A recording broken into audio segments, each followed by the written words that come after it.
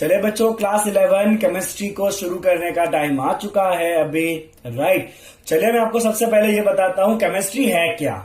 Okay fine, तो अगर chemistry को अच्छे से पढ़ा तो केमिस्ट्री, ना पढ़ा तो मिस्ट्री, है ना। राइट, चलिए केमिस्ट्री जो है ना बेसिकली वो 114 एलिमेंट्स, उनमें से बनने वाले अनगिनत कंपाउंड्स के सारे केमिकल प्रॉपर्टी का स्टडी, और अगर हमने अलग अलग टेम्परेचर या प्रेशर दिया तो किस तरह से वो एलिमेंट या कंपाउंड को हम चेंज कर सकते हैं एक में से दूसरे फॉर्म में। इस पूरे स्टडी को मिलके बच्चों हम कहते हैं केमिस्ट्री। क्या कहते हैं बच्चों? इस पूरे को मिलके हम केमिस्ट्री कहते हैं। तो केमिस्ट्री में हमें 114 एलिमेंट पढ़ने हैं, उसमें से बनने हुए सारे कंपाउंड्स पढ़ने हैं, उसकी सारी प्रॉपर्टी पढ़नी है, कंपाउंड को या एलिमेंट को किस तरह से एक में से दूसरे फॉर्म में चेंज करा जाता है वो पढ़ना है। तो इतनी वास्ट स्टडी को हम कहते हैं केमिस्ट्री। ओके, तो केमिस्ट्री की ये पूरी स्टडी को बच्चों 3 पार्ट में ना सब मल्टीप्लाई किया जाता है। ओके, तो उसका सब कैटेगराइज में सबसे पहला जो है ना वो होता है बच्चों फिजिकल केमिस्ट्री।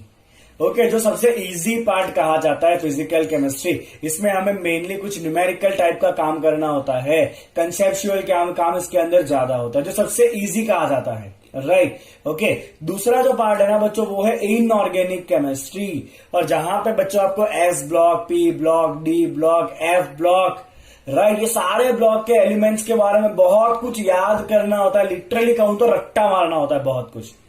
ओके, तो अगर आप में रट्टा मारने की कैपेसिटी अच्छी है तो ये जो आपका इनऑर्गेनिक केमिस्ट्री है ना वो आपका स्ट्रेंथ बन सकता है जब आप एंट्रेंस एग्जाम देने जाओगे तब। राइट, ओके, और तीसरा पार्ट जिससे बच्चों को सबसे ज्यादा डर लगता है वो पार्ट है बच्चों ऑर्गेनिक केमिस्ट्री, जहां पे खाली कार्बन के कंपाउंड पढ़ने होते हैं।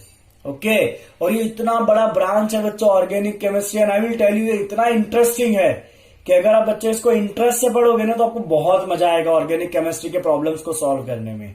राइट, तो बच्चों 3 पार्ट हो गए केमिस्ट्री के, फिजिकल केमिस्ट्री, इनऑर्गेनिक केमिस्ट्री, और हो गया बच्चों आपका organic chemistry.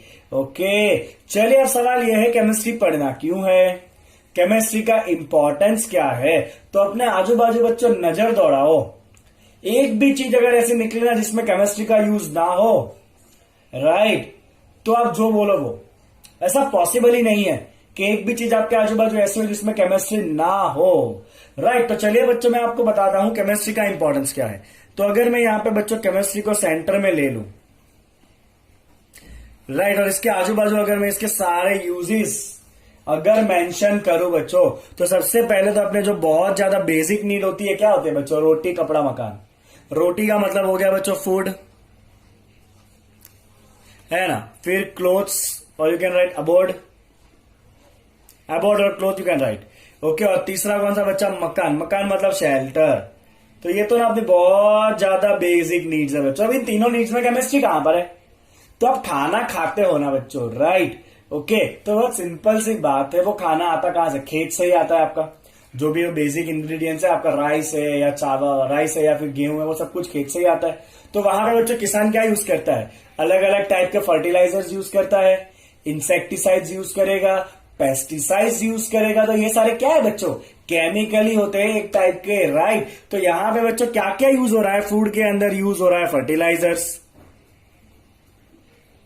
That is an agricultural level. हाँ, फर्टिलाइजर्स हो गया, फिर हो गया बच्चों आपका insecticides,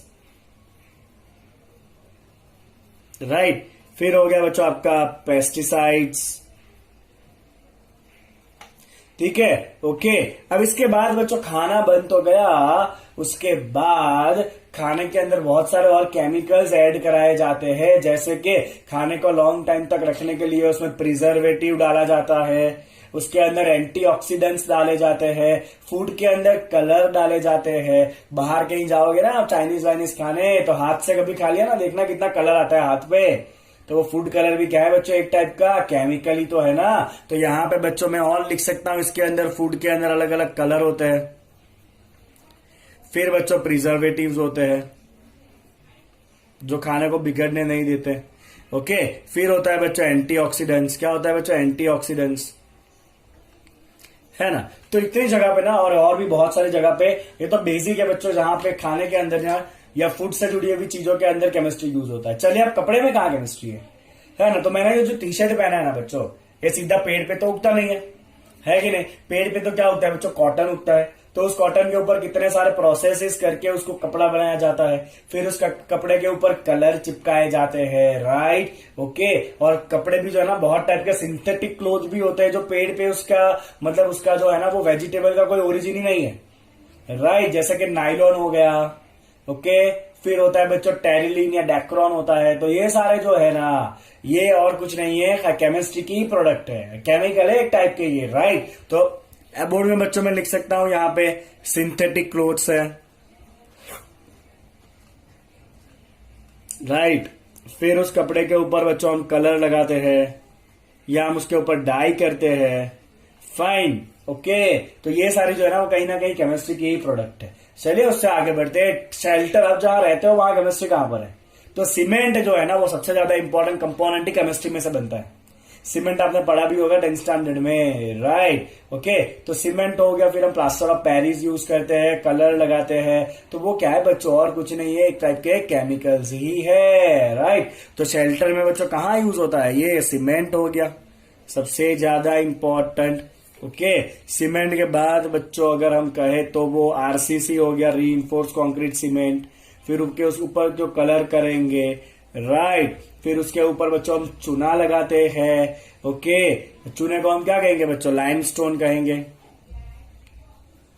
right. White washing of the wall, okay, fine. तो ये सारे भी जो है ना बच्चों वो और कुछ नहीं है, केमिस्ट्री के ही प्रोडक्ट्स है। चलिए इतना तो हो गया बच्चों। अभी खाना तो खा लिया, और बहुत खाना खा के अगर हम बीमार हो गए तो डॉक्टर के पास जाना पड़ेगा। डॉक्टर देगा बच्चों दवाई, और ये दवाई जो है ना वो और कुछ नहीं है, केमिकल्स ही होते हैं। तो जितने भी टाइप के बच्चों ड्रग्स है, ड्रग्स मतलब ड्रग्स मतलब दवाइयों को ड्रग्स कहते हैं, राइट। तो जितने भी टाइप के बच्चों ड्रग्स है, मेडिसिन है, ओके, वो और कुछ नहीं है, एक टाइप के केमिकल ही होते हैं। अब यहां पे मैं दो चीजें बच्चों इंपॉर्टेंट मेंशन करने वाला हूं।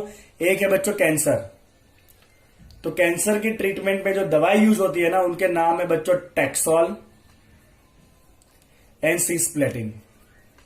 क्या नाम है बच्चों? कैंसर के सामने जो दवाई यूज होती है वो टैक्सोल एंड सिस्प्लेटिन। और एचआईवी के सामने या एड्स के सामने लड़ने के लिए जो दवाई यूज होती है ना बच्चों उसका नाम है AZT, दैट इज एजिडोथायमिडीन। एजिडोथायमिडीन जो एड्स के सामने यूज होता है, AZT। तो ये दो दवाई का नाम आपको बच्चों याद रखना है, ठीक है। चलिए अब यहां से आगे बढ़ते हैं। ये तो हो गए बेसिक नीड्स।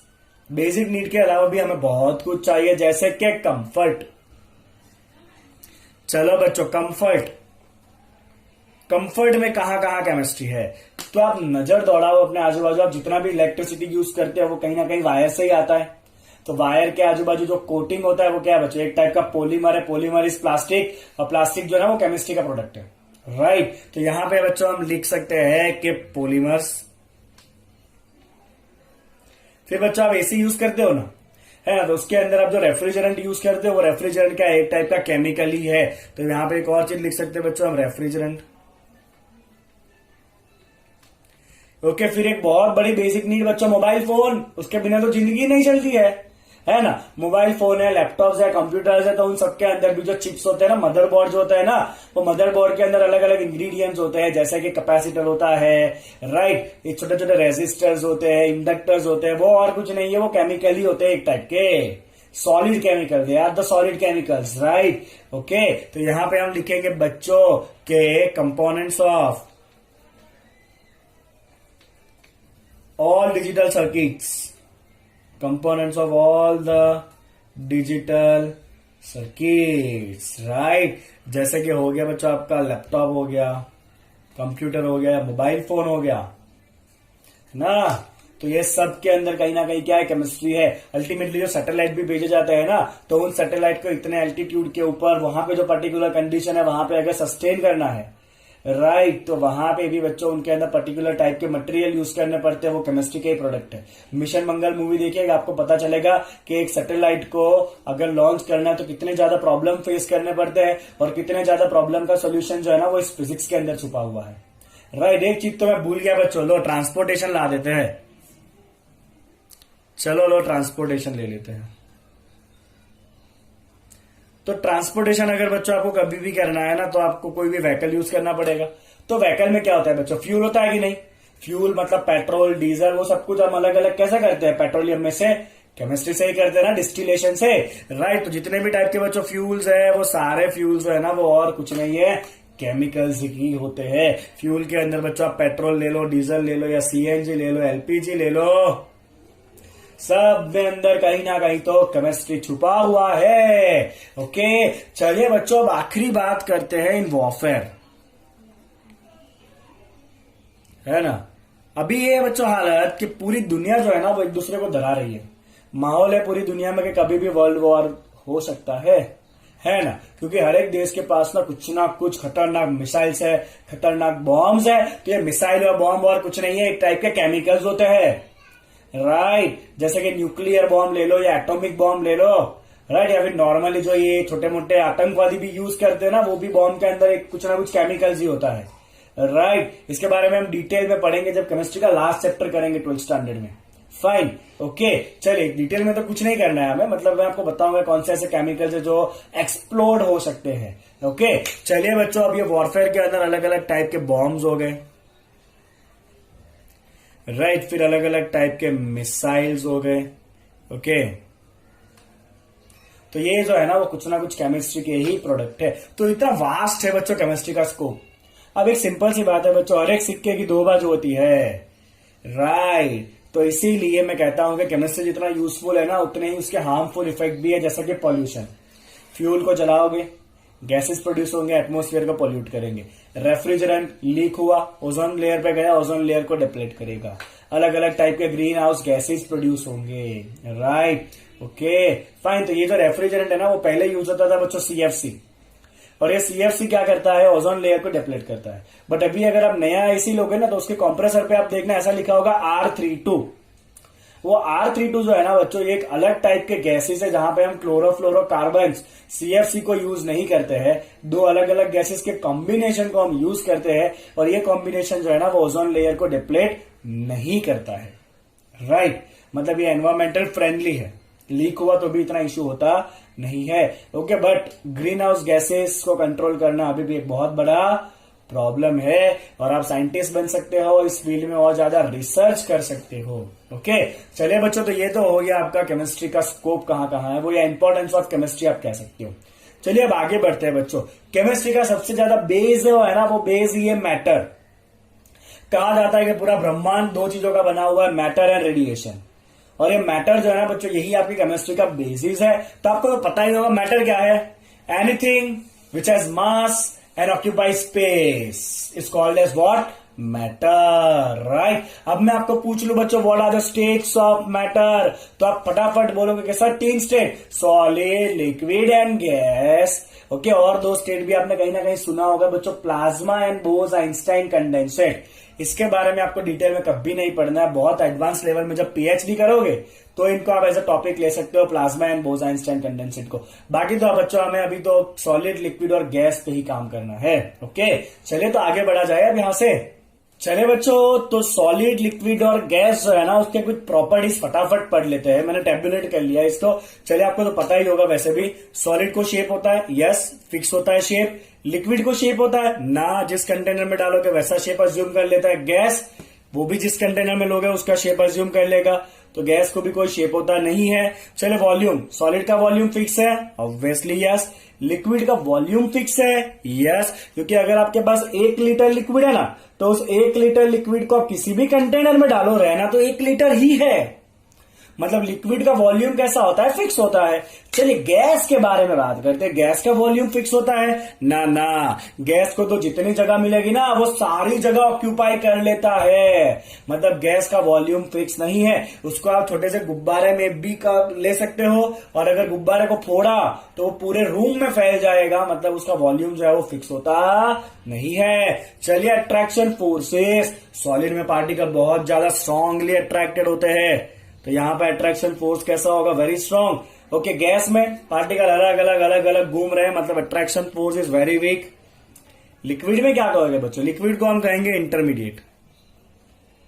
क्या कहेंगे बच्चों, इसको हम इंटरमीडिएट कहेंगे, राइट। अट्रैक्शन फोर्स दोनों के बीच का कोई होगा। चलिए, डिस्टेंस पार्टिकल के बीच का डिस्टेंस, तो सॉलिड में तो पार्टिकल बहुत क्लोज क्लोज होंगे, तो डिस्टेंस इज वेरी स्मॉल।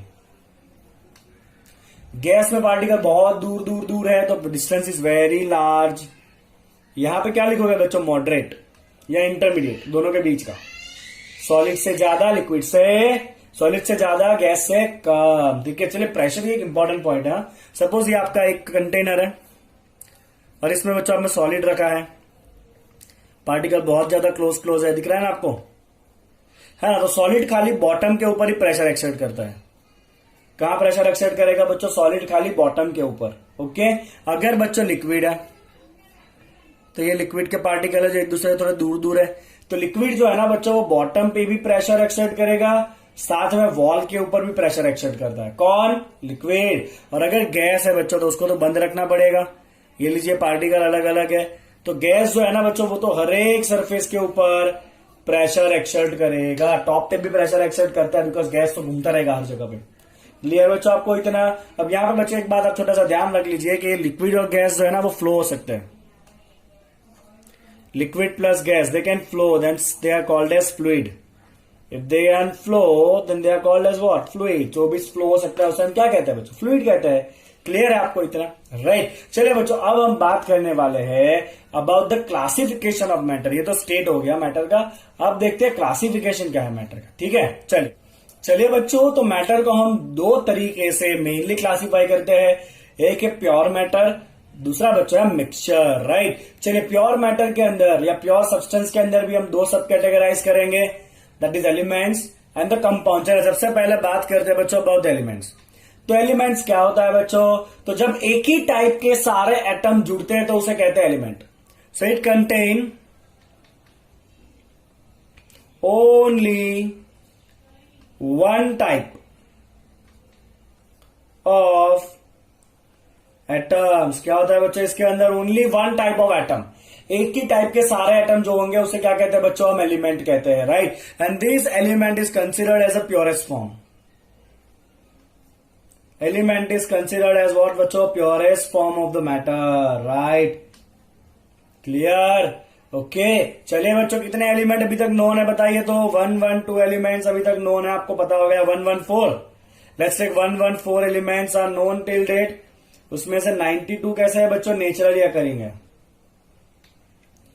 ठीक है, चलिए बच्चों आप इस एलिमेंट को भी फर्दर सब क्लासिफाई कर सकते हो, कैसे, metals, non metals and metalloids, not metal, non metal and metalloids, right.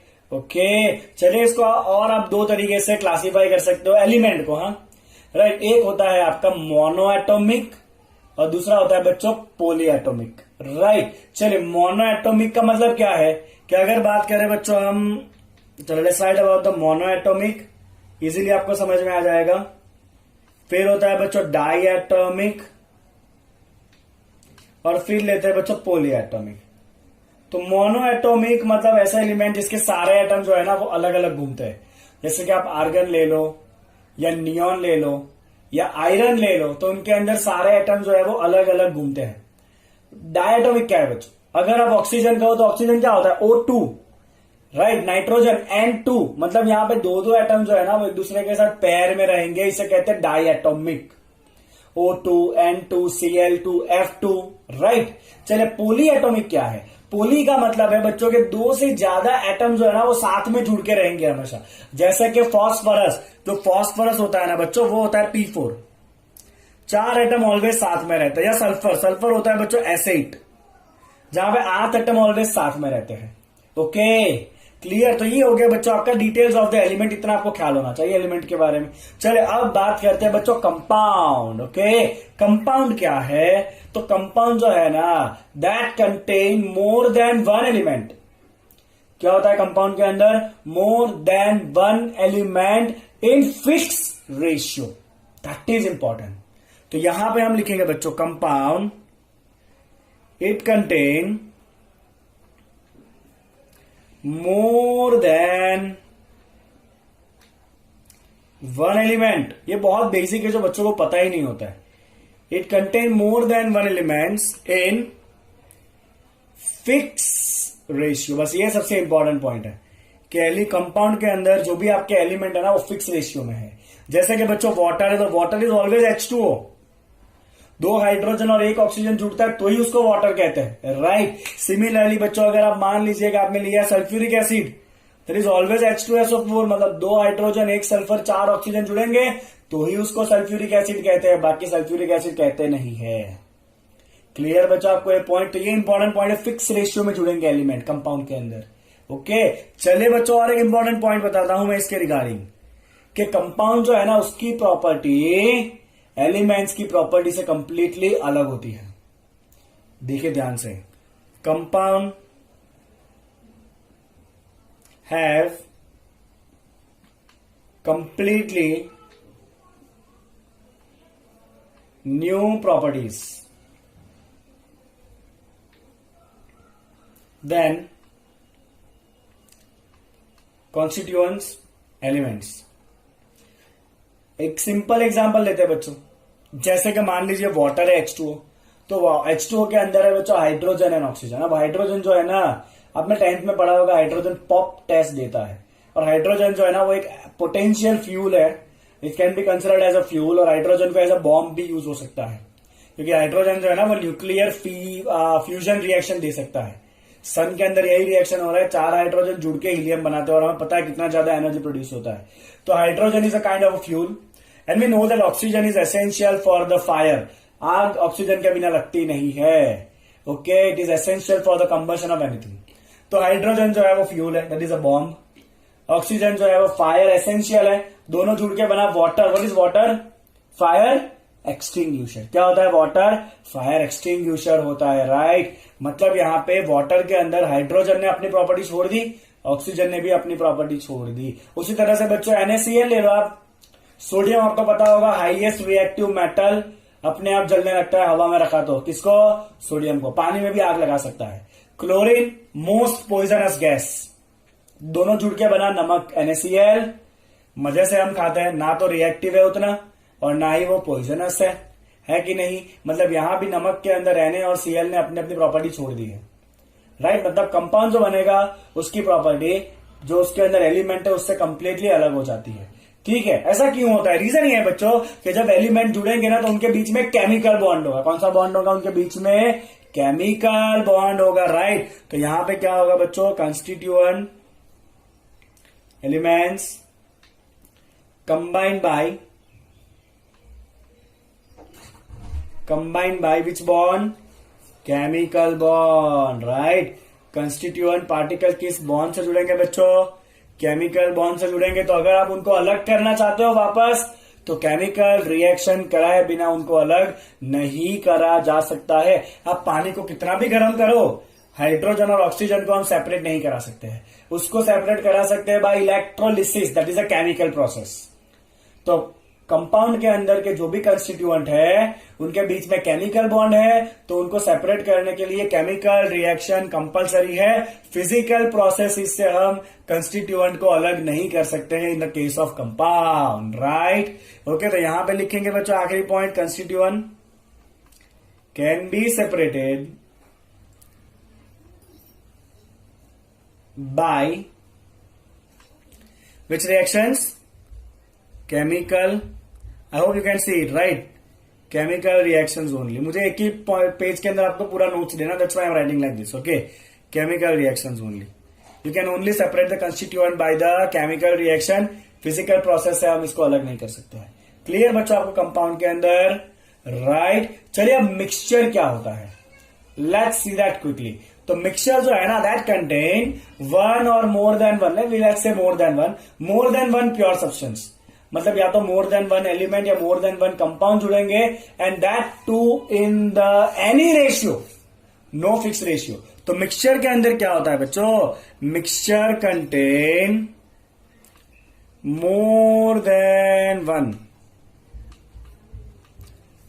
Pure substance. मतलब मोर देन वन एलिमेंट होगा या मोर देन वन कंपाउंड होगा इन एनी रेशियो। मतलब यहां पे कोई रेशियो फिक्स नहीं है। आप सिंपल सा एग्जांपल लो ना बच्चों, नींबू शरबत, उसके अंदर आप जो जो चीजें डालोगे उसका कोई प्रपोर्शन फिक्स नहीं होता कि इतना ही डालना है, इसको शरबत कहता है, ऐसा नहीं होता है। जिसकी मर्जी, जिसको जो ज्यादा डालना है डाल सकता है। It is still can be called as a sharbat, right. Okay, clear बच्चों। तो मिक्सचर के अंदर एक से ज्यादा प्योर सब्सटेंस होगा, दैट इज एनी रेशियो, किसी भी रेशियो में वो हो सकता है, राइट। चलिए हम यहाँ पे एग्जांपल ले सकते हैं बच्चों। Air, it contain number of gases. Okay, then any kind of the alloy that is a mixture of more than one metal. Okay, or you can say soil. Soil contain number of things in any ratio. Alright. Okay, these are the example of what? Mixtures. चलिए अब एक और बात बच्चों, mixture जो है ना उसके अंदर कंस्टिट्यूएंट, एलिमेंट या कंस्टिट्यूएंट जो भी होंगे ना वो अपनी अपनी प्रॉपर्टी को होल्ड करते हैं, प्रॉपर्टी छोड़ते नहीं है। आप शरबत का या एलोय का एग्जांपल लो। चलिए एलोय आपको पता होगा बच्चों, 22 carat gold, that is a mixture of gold and copper. Gold का काम है उसको कोलोजन से बचाना, चमक देना, गोल्ड वह करता रहता है मिक्स होने के बाद भी। कॉपर का काम है स्ट्रेंथ देना, कॉपर अपना काम करता रहता है मिक्स होने के बाद भी, राइट। तो यहां पे बच्चों हम लिख सकते हैं कि mixture property, mixtures properties are combination of, it is a combination of properties of constituents, combination of the properties of the constituents। किसके अंदर बच्चों? मिक्सचर के अंदर हर कोई अपनी प्रॉपर्टी को पकड़ के रखता है, छोड़ता नहीं है। क्लियर इतना पॉइंट? चलिए ऐसा क्यों? क्योंकि मिक्सचर के अंदर जो भी कंस्टिट्यूएंट है ना उनके बीच में फिजिकल बॉन्ड बना है, केमिकल बॉन्ड नहीं बना है। तो यहां पे हम लिखेंगे बच्चों constituent are combined by, constituents are combined by physical bond, chemical bond नहीं बना है। कौन सा बॉन्ड होता है बच्चों यहां पे? फिजिकल बॉन्ड होता है। Is that clear? समझ आया आपको बच्चों इतना? अगर बच्चों यहां पे फिजिकल बॉन्ड है और आपको सेपरेशन करना है कंस्टिट्यूएंट का तो फिजिकल मेथड से हो जाएगा। पानी में अगर शुगर घुल गया, सेपरेट करना है, गर्म करो, पानी उड़ जाएगा, शुगर बच जाएगा। कोई केमिकल रिएक्शन नहीं हुआ है, खाली गर्म किया, दैट इज फिजिकल प्रोसेस। तो यहां पे हम लिखेंगे बच्चों constituent can be separated by physical process, constituent can be separated by physical processes. कौन से फिजिकल प्रोसेसेस? तो you can go with boiling, और there is a process called as crystallisation. आप आगे पढ़ोगे इन सब के बारे में, राइट। ओके, या तो बच्चों आप कर सकते हो डिस्टिलेशन, तो कोई भी मेथड से बच्चों आप कंस्टिट्यूएंट को अलग कर सकते हो फ्रॉम द मिक्सचर। इतना क्लियर है बच्चों? तो ये हो गया आपका basic classification of the matter. अब जो मिक्सचर है ना बच्चों उसके भी दो टाइप है, एक होता है होमोजेनियस मिक्सचर, दूसरा होता है heterogeneous mixture. Let's see it. चलिए आइए बच्चों तो देख लेते हैं हम टाइप ऑफ द मिक्सचर। पहला है बच्चों होमोजीनियस मिक्सचर। तो होमोजीनियस का मतलब है बच्चों it has a constant composition through out, it has a constant composition throughout, right. चलिए मतलब क्या है कि जो भी हमने सब्सटेंसेस को मिक्स कराया है ना वो हर जगह पे इवनली मिक्स हो गया है। क्या लिख देंगे बच्चों? कंपोजिशन जो है वो कैसा मिक्स हुआ है? इवनली मिक्स हुआ है, evenly mixture of the constituent. Okay, चलिए बहुत इंपॉर्टेंट है बच्चों in the case of alloys. जो एलॉय है ना उसके अंदर सब कुछ इवनली मिक्स होना चाहिए हर जगह पे। अगर 22 कैरेट गोल्ड है और अगर कॉपर इवनली मिक्स नहीं हुआ तो जहां पे कॉपर कम है वहां से तो वो गोल्ड टूट जाएगा। मतलब वहां पे सब कुछ इवनली मिक्स होना चाहिए। तो आप सिंपली बच्चों एग्जांपल ले सकते हो, एयर भी एक होमोजीनियस मिक्सचर होगा, सारे गैस इवनली मिक्स होते हैं। फिर आप एलॉय ले सकते हो, राइट। तो इन सारी जगह पे बच्चों क्या है, जो कंस्टिट्यूएंट है वो इवनली मिक्स होते हैं, या उसका कंपोजिशन कैसा होता है हर जगह पे सेम होता है। मैं एयर का सैंपल यहां से लूं, यहां से लूं या यहां से लूं, हर जगह पे उसका जो कंस्टिट्यूएंट है वो कैसा रहना है? सेम रहने वाला है। चलिए बच्चों हेट्रोजीनियस मिक्सचर क्या है? तो हेट्रोजीनियस आप समझ ही चुके होंगे। इसका क्या होगा बच्चों? Varying composition, varying composition throughout, right. Okay, that is unevenly mixture, और you can write uneven mixture. Suppose मान लीजिए बच्चों कि आपसे आयरन पाउडर के साथ सपोज वुड पाउडर मिक्स हो गया, या फिर मान लीजिए आपसे गलती से ना शुगर और सॉल्ट मिक्स हो गए, तो जरूरी नहीं है कि हर जगह पे इवनली मिक्स हुआ होगा, कहीं पे शुगर ज्यादा रह गया होगा, कहीं पे सॉल्ट ज्यादा रह गया होगा। That is called as heterogeneous mixture. क्या कहते हैं बच्चों इसको हम? हेट्रोजीनियस मिक्सचर कहते हैं। बोले इतना आगे आपको समझ में मैटर का पूरा क्लासिफिकेशन आपको क्लियर है। प्योर था, फिर इम्प्योर था, इम्प्योर के अंदर मिक्सचर आता है, प्योर में आता है आपका एलिमेंट एंड कंपाउंड्स, मिक्सचर के अंदर आता है होमोजीनियस एंड हेट्रोजीनियस। कंपाउंड के अंदर फिक्स प्रपोर्शन, मिक्सचर के अंदर एनी प्रपोर्शन। कंपाउंड के अंदर केमिकल बॉन्ड, मिक्सचर के अंदर फिजिकल बॉन्ड। कंपाउंड के अंदर प्रॉपर्टी चेंज हो जाती है, मिक्सचर के अंदर प्रॉपर्टी रिटेन होती है। चलिए इतना इसका डिफरेंस था। क्लियर है एकदम आपको? फाइन। चलिए अब हम बात करते हैं बच्चों प्रॉपर्टीज ऑफ मैटर। ये बहुत सिंपल से कुछ टॉपिक है, डिस्कशन करना थोड़ा जरूरी है। जितना काम का है उतना ही हम डिस्कशन करेंगे। तो मेनली बच्चों दो टाइप के प्रॉपर्टी होते हैं, एक होता है फिजिकल प्रॉपर्टीज और दूसरा होता है बच्चों chemical properties. Okay, physical properties के अंदर आप कौन कौन ले सकते हो बच्चों? आप ले सकते हो बॉइलिंग पॉइंट, राइट, फिर आप ले सकते हो उसका वॉल्यूम, और you can take the density. तो ये सारे जो है ना बच्चों वो उसके फिजिकल प्रॉपर्टी है, जिसको हम फिजिकल प्रोसेस करा के ही मेजर कर सकते हैं। उसमें कोई केमिकल चेंज कराने का काम नहीं है अगर इनको मेजर करना है तो। चलिए केमिकल प्रॉपर्टी में बच्चों कौन सा ले सकते हैं? कंपोजिशन, किसी भी चीज के अंदर क्या क्या है वो कैसे पता चलना है? कोई केमिकल रिएक्शन करेंगे तो ही पता चलेगा। फिर रिएक्टिविटी विद एसिड बेस,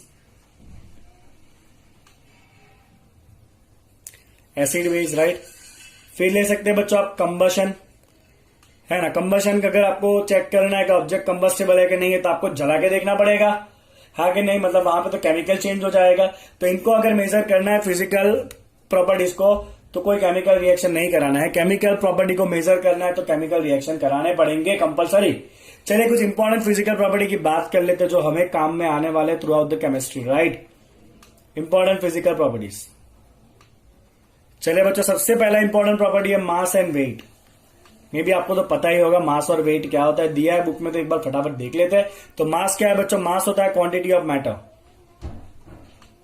मास क्या है बच्चों? Quantity of matter. और आपको याद आ रहा होगा मेजर ऑफ इनर्शिया, है कि नहीं? इसमें नहीं लिखना है वो। चलिए वेट क्या है? वेट है बच्चों ग्रेविटेशन फोर्स।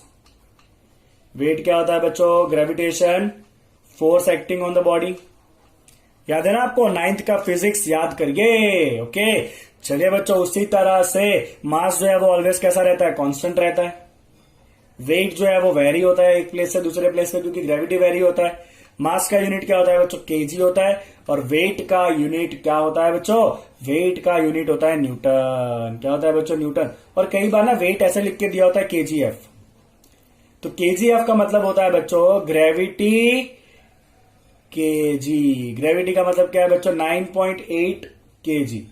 तो 1 केजीएफ का मतलब क्या होता है बच्चों? 9.8 केजी जितना मतलब होता है 1 केजीएफ का। बहुत बार यूनिट को यूज किया होता है वेट या मास को एक्सप्रेस करने के लिए। तो 1 केजीएफ दिया है उसका मतलब आपको क्या समझना है? 9.8 केजी समझना है। तो 2 केजीएफ दिया है तो 2 into 9.8 KG, like that. Okay, चलिए तो ये हो गया आपका पहला क्वांटिटी। चलिए बच्चों दूसरा क्वांटिटी ले लेते हैं वॉल्यूम। वॉल्यूम क्या होता है बच्चों? वॉल्यूम होता है space occupied by the body. Body कितना स्पेस ऑक्यूपाई करेगा उसे हम क्या कहते हैं? वॉल्यूम कहते हैं। चलिए यूनिट बताइए वॉल्यूम के। तो आप बहुत तेज हो तो आप यूनिट वगैरह बताओ बच्चों, मीटर क्यूब बताओगे। और ये केमिस्ट्री के अंदर ना वॉल्यूम का यूनिट यूज होता है बच्चों लीटर। 2 कन्वर्जन है जो आपको दिमाग में रखने हैं। पहला कन्वर्जन है बच्चों आपका कि 1 litre is equal to 10⁻³ metre cube. क्या है बच्चों? 1 litre is equal to 10⁻³ metre cube. और you can say 1 metre cube is equal to, इसको सामने ले लो, 1000 लीटर। 1 मीटर क्यूब कितना होता है बच्चों? 1000 litre. That's the first thing.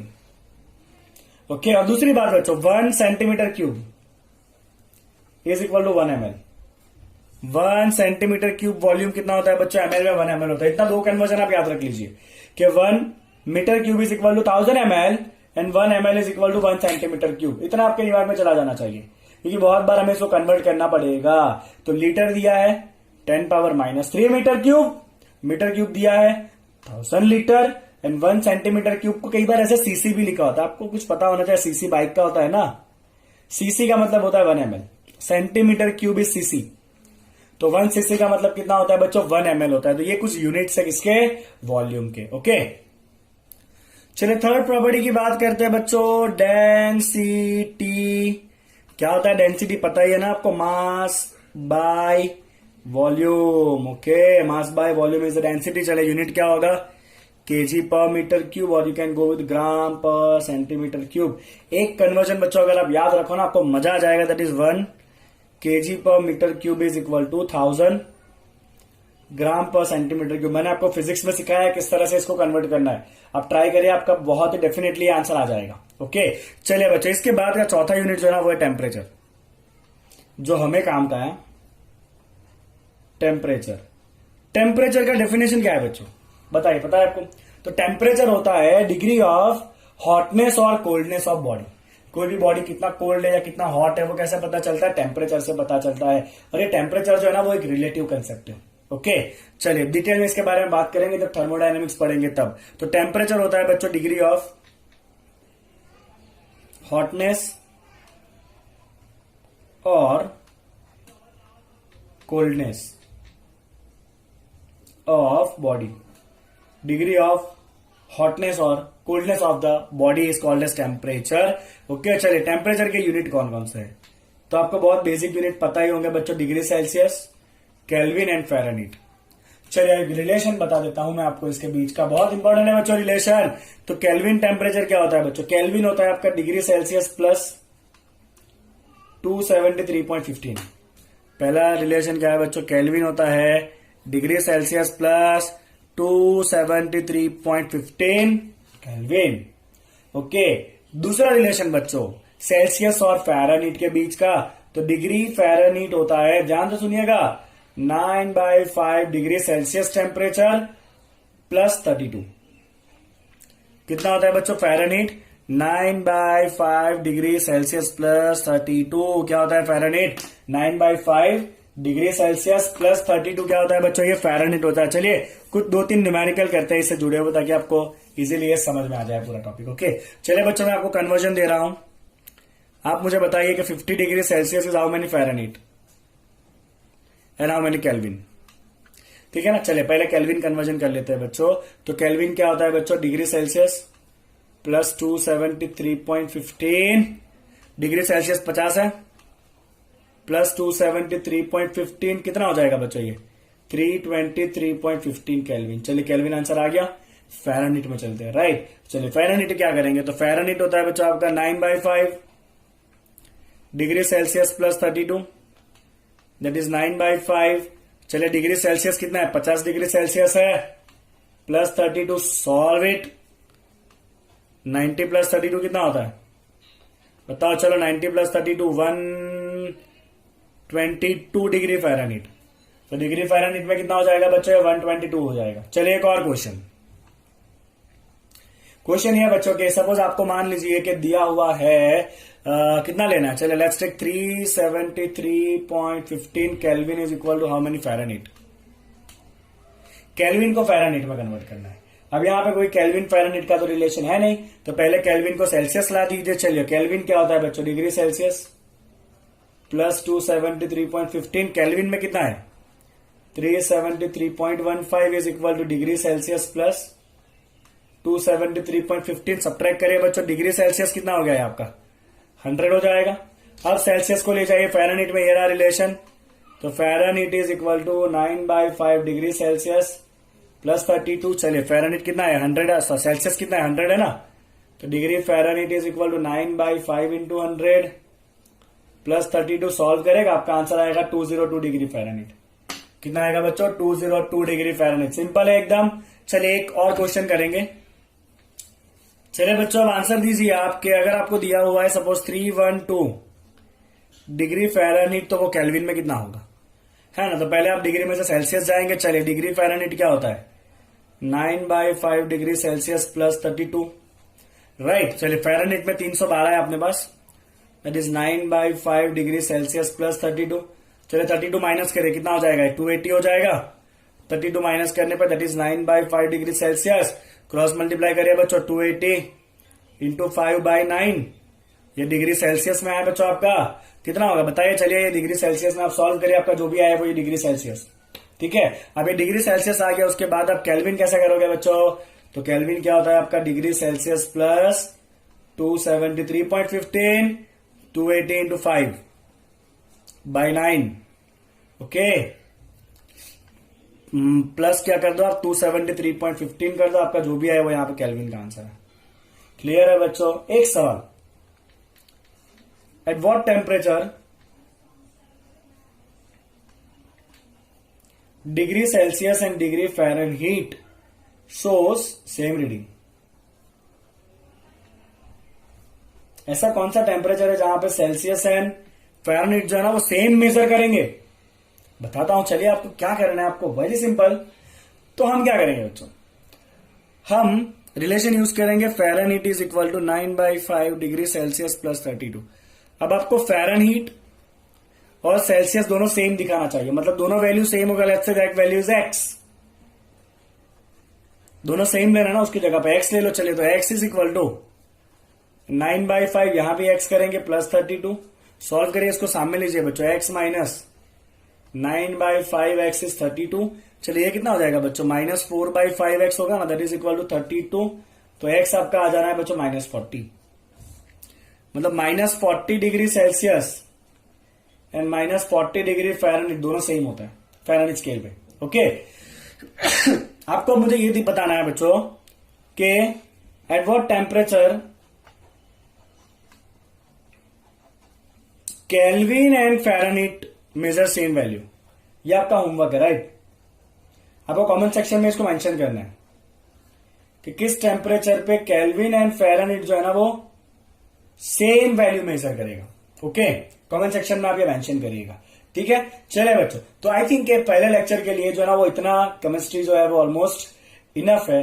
हमने यहाँ पे फिजिकल प्रॉपर्टीज सारे देख लिए जितने हमारे लिए काम के हैं, ओके। चलिए बच्चों, अब एक और बात, इसके बाद का आपका टॉपिक आता है यूनिट सिस्टम, जो हमें पता ही है कि यूनिट सिस्टम जो है वो एमकेएस, सीजीएस, एफपीएस और एसआई यूनिट सिस्टम होता है। हमने फिजिक्स के अंदर पढ़ा था यूनिट एंड मेजरमेंट में, राइट। चलिए इसके बाद इसके अंदर दिया हुआ है अलग अलग प्रेफिक्सेस, आपको आता ही होगा प्रेफिक्सेस, पता है ना आपको, वो deci, centi, milli, micro, nano, right, pico, femto, atto, वही वाला टॉपिक है। इसके अंदर वो टेबल है। इसके बाद है बच्चों इसमें सिग्निफिकेंट फिगर्स, वो भी फिजिक्स का अलग से पूरा एक टॉपिक हमने कराया था।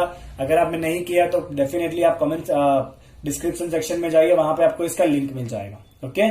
सिग्निफिकेंट फिगर एक आपका टॉपिक है, वो सब हम यहाँ पे अब नहीं करने वाले, बिकॉज वो सब कुछ हमने ऑलरेडी फिजिक्स के लेक्चर में किया हुआ है। सेम टू सेम यहाँ पे भी है, कोई भी फर्क नहीं है।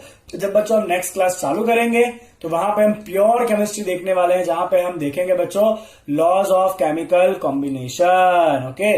और उसके बाद बारी आएगी mole concept, stoichiometry, percentage composition और लास्ट में होगा यूनिट्स ऑफ कॉन्सेंट्रेशन। बहुत इंटरेस्टिंग ये चैप्टर है और बहुत कुछ आपको इसके अंदर सीखना है, ओके। चलिए आज का लेक्चर जो है वो यहाँ पे खत्म करते हैं। वीडियो को लाइक करना भूलना मत, चैनल को सब्सक्राइब कर देना अगर अभी तक सब्सक्राइब नहीं किया है तो, और अपने दोस्तों के साथ इसको शेयर करिए। Thank you so much.